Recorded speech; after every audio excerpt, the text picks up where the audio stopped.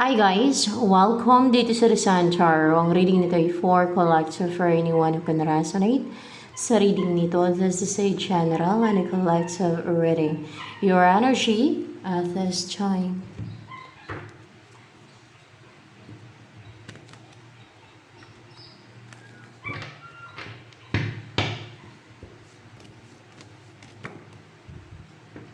Hermit, nag-introspect ka, nag-grounding, kasi color black, no?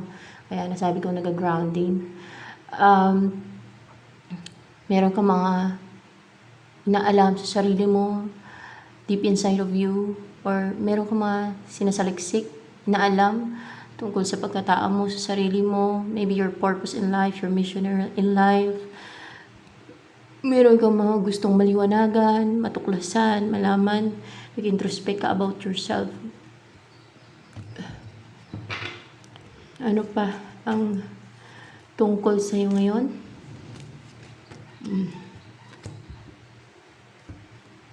Ay, 7 of Swords in reverse and 6 of Wands in reverse. Ay, parang pahalaw. Hindi ko na dito kasi. Ano pa yun sa kamay ko, parang kumapit. Upright ba tong 7 of Swords na yan? Upright ba yun? In reverse talaga siya, guys. In reverse. Hindi ka na magawa niya ng tricks.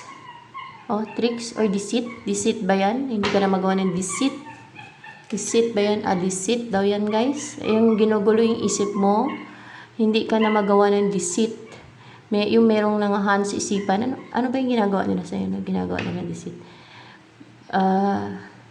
Binubulungan yung picture mo? Hindi.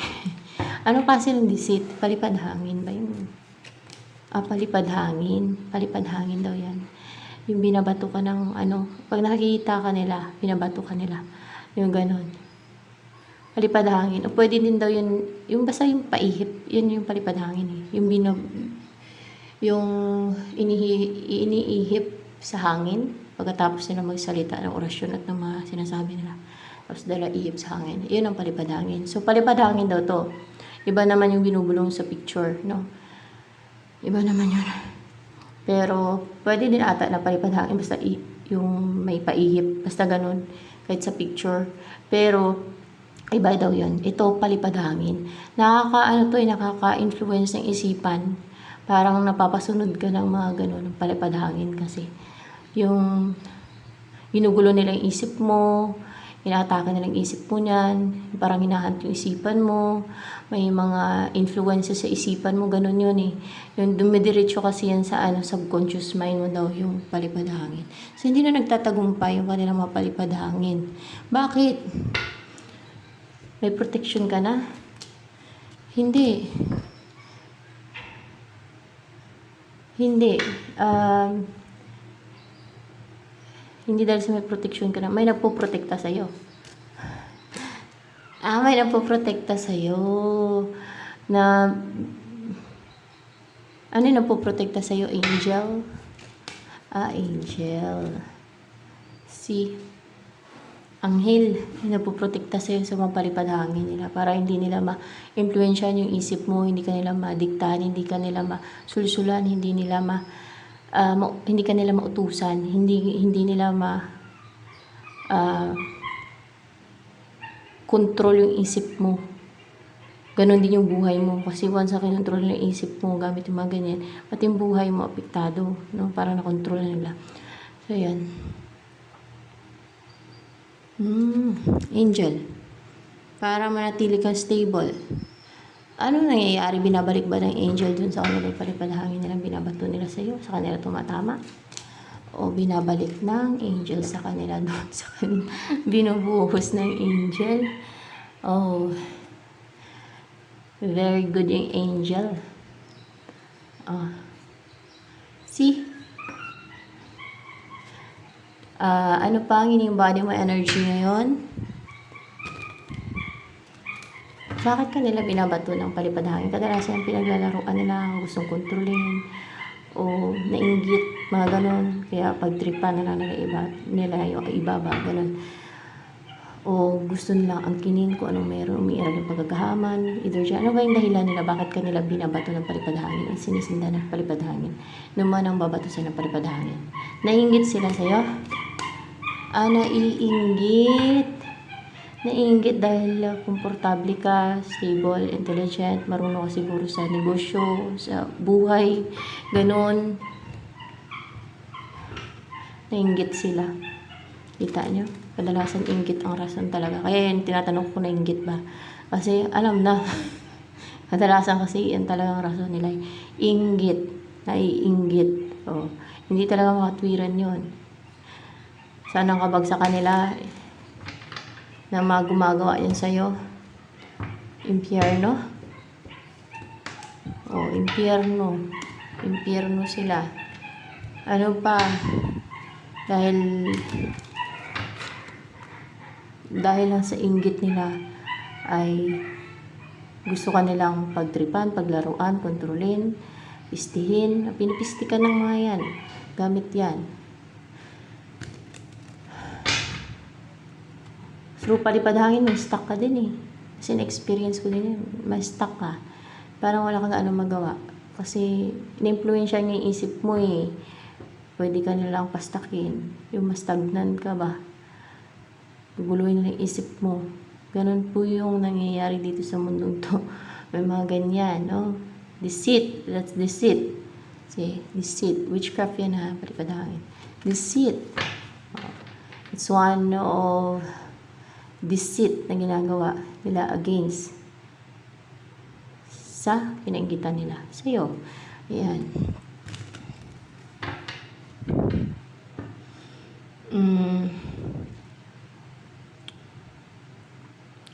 Ano ang in-embody mo energy?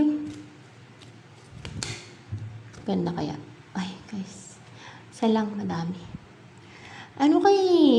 Para bang you offer a helping hand, busilak yung puso mo, kind-hearted ka, hindi nakaka-intimidate yung personality mo, soft pa nga and feminine yung. So calm, relaxed, ayan, so loving, affectionate, ganon, empathetic, ano pa, ang in-embody mo energy ngayon. Ay, takpan ko kasi nakahubad. Integrity. Kunin ko na itong dalawang to. Kasi, dalawa lang naman. You are a hero. Meron kang na-save na for sure. Kahit animals o tao. Kasi pag hero, may mas sinisave yan eh. Or, parang savior. O basta gano'n. May mas sinisave siya.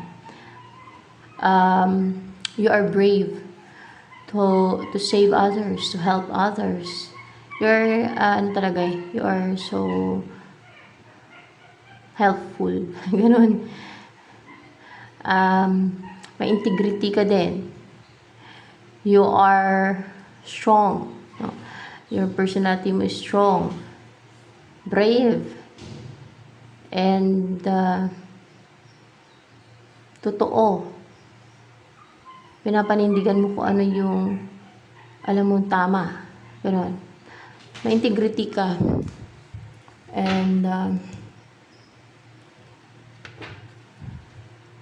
yung palipad hangin, nakakahilo ba yun? Yun ang alam ko, yung pahilo din sa nakakahilo ba yung palipad hangin? Hindi. Depende siguro kung ano yung epekto. Depende siguro kung ano yung babato nila sa'yo. Kung mahilo ka o ano. Depende yun siguro. Kung pahiluhin ka nila, gamit yung palipad hangin, pwede gano'n na. Pero hindi daw yung nakakahilo pag binato ka. Kung iba naman iba to sa'yo. Pero kung pampahilo, edi mahilo ka.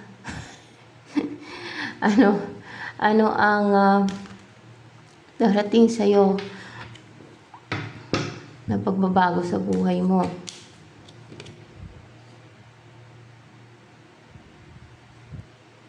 In reverse. Meron ba? Nadarating sa'yo na pagbabago sa buhay mo? So, meron naman. Meron. Ano tong Page of Pentacles in reverse na yan? Ay, clarified by magician na hindi ka na nila namamanipula, guys. Hindi ka na, di ba, ginagawan ka ng palipadang. Na hindi ka na nila nagugulo yung isipan mo. Na hindi ka na nila na nasisinda ng palipadangin. Na hindi ka na nila nasisindan. Kahit ilang beses nilang, hindi na nila magugulo yung isipan mo. Hindi ka na nila mapapalito. Hindi na maging clouded yung isipan mo. Ganun ba? Hindi na magtuloy-tuloy pa. No? Hindi na magtuloy-tuloy. Hindi na mag-grow, hindi na magtuloy-tuloy. Mahinto na yung ginagawa nila sa iyo pang manipula. Yan ang mangyayari sa buhay mo. So ano pa ang next na mangyayari sa love life mo? May offer ba from other person? Wala pa. Wala pa. Wala pang offer. Meron bang iba yung offer sa message? Meron bang magme-message sa'yo na person sa love life mo? When it comes sa love life, merong magme-message. Merong magre-reach out. Pero, hindi siya offer. Wala pang offer. Magme-message siya, magre-reach out. Sino yung magme-message sa'yo o magre-reach out? Yung lumayo sa'yo. O may nilayuan na tao to.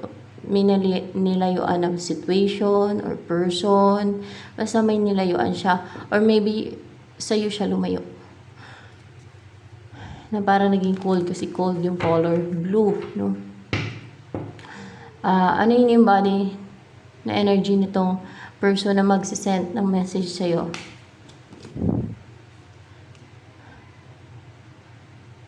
Knight of Cups in reverse.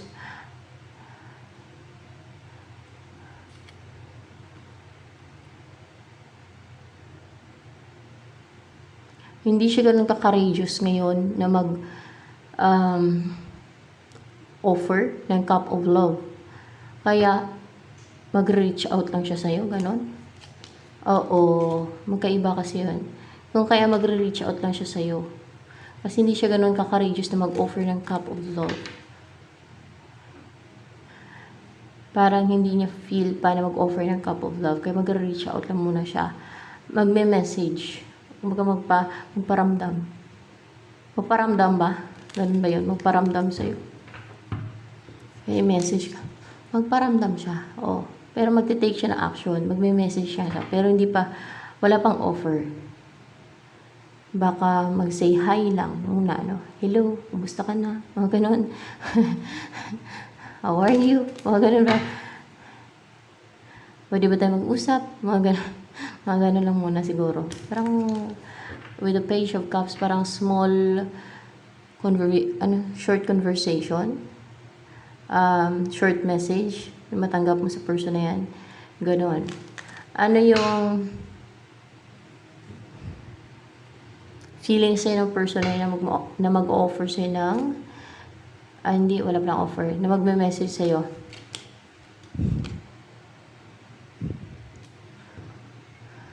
Na kailangan niya ng kumilos, na hindi dapat siya maging yung hindi dapat siya maging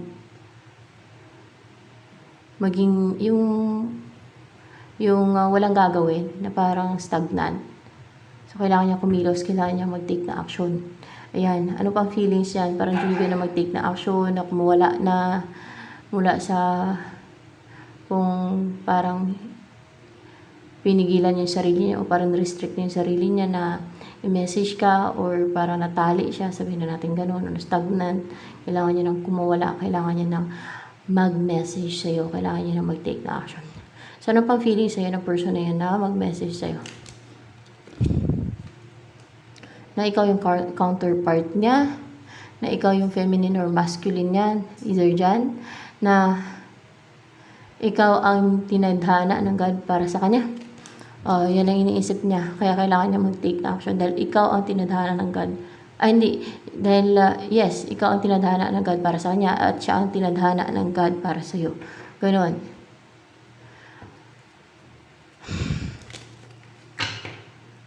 Actually, guys, merong niyan orasyon pangontra sa palipadhangin. Pero ewan ko lang kung effective siya. Orasyon. Parang bakod ba? Ganun. Orasyon nga lang. Pero ewan ko lang effective.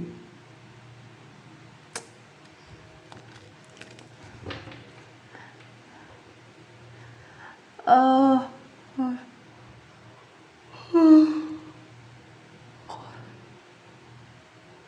nababa ko din ako yan. Yung ano. Pero minsan lang. Minsan makalimutan ko din. Para doble protection ba? Pero sa akin na. Kasi pag in-influensya yung isipan mo, ay nako parang ano kay parang gawin ka nilang robot. Ganun. Pasundin ka nila sa kung anong gusto nila. Kasi dumidiretso yan sa subconscious mind mo, sa isipan mo, sa subconscious mind mo. Hindi mo na mamalayan, yun pala yung sinulsul nila sa'yo, yun pala yung sinuyo nila sa'yo, yun pala yung sinabi nila sa'yo na gawin mo. Ganon. O sabihin mo, gawin mo, ganon. Ganon ang palipad hangin. Search nyo kung ano yung palipad hangin. So, ganon yun. Pabato sa hangin. Yan.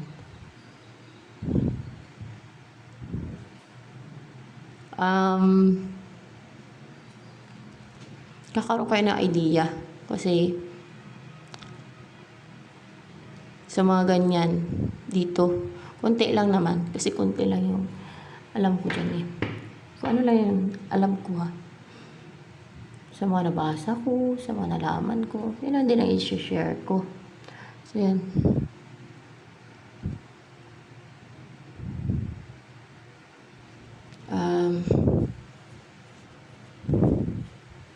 Ano yung iniisip ngayon ng person na yan na magme-message sa'yo? Iniisip ka ba niyan ngayon ng person na yan na magme-message sa'yo? Ay, hindi ka niya iniisip ngayon. Ano yung iniisip niyan pag iniisip ka ng person na yan na magme-message sa'yo?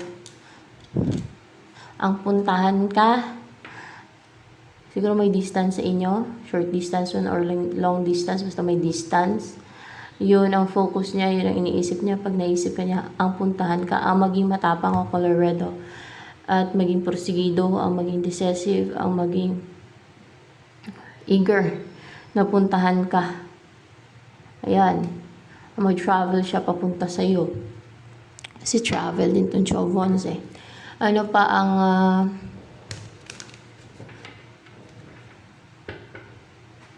possible na next move ng person na yan na magme-message sa'yo? Son of Wands. Pagpatuloy niya yan kahit mabigat. Parang there's baggage. Negativity ba yung daladala niya? Negativity, there's baggage na nagpa-delay dyan. Kung bakit there's waiting. Kung bakit ang bagal niya mag-message sa'yo. Kung bakit ang bagal niya mag-offer ng cup of love. Bakit tumagal. Kasi meron siyang baggage. Ano ba yung baggage na yun na daladala niya? Negativity from others. From others. Galing sa kaaway. Kita nyo? Galing sa kaaway. Sa ibang tao. Sa ibang tao ba galing yan? So, sa ibang tao, mga ano to, magician guys. Mga witches. Doon galing yung baggage. So that alam niyo na may gumagawa ng madisit kung bakit bumabagal, kung bakit ang tagal. No, kumilos yung person ninyo sa inyo kung bakit ang tagal niya mag-message sa inyo kasi binubuhusan yan sila ng negativity ng mga enemy, ng mga deceitful na mga tao, gaya ng gumagawa sa iyo ng palipad hangin. Pero patuloy lang siya kahit na mabigat kasi may dala-dala siya, parang meron siyang karga. Yan. Alam niyo may karga. Kung sa spiritual pa may karga siya, kaya mabagal. Yun ang nagpapabagal sa kanya. Pero kung wala siyang karga, mabilis yan, kumilos at mag-take action sa'yo. Baka kasama mo na siya. Ano ba yun? Kung wala bang baggage yan, galing sa mga witches, ay nagsama na kayo? Oo, nagsama na kayo. Bumuo na kayo ng pamilya sana. Masaya na sana kayo. Together at baka may mga anak na nga kayo eh. Ano ang gustong sabihin sa'yo ng person na yan na magme-message sa'yo? Page of Pentacles in reverse. What's the Page of Pentacles in reverse? Magtatagumpay. Magtatagumpay daw yan na makipag-usap siya sa'yo. Oh. Kahit na parang nahihinto. No? O kaya ay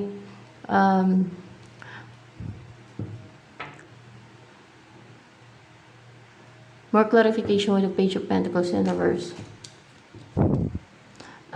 Mahinto na daw yung ano guys. O matigil na, no?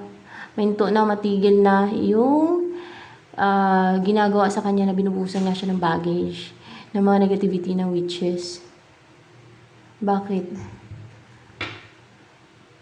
Bakit meron siyang pangontra?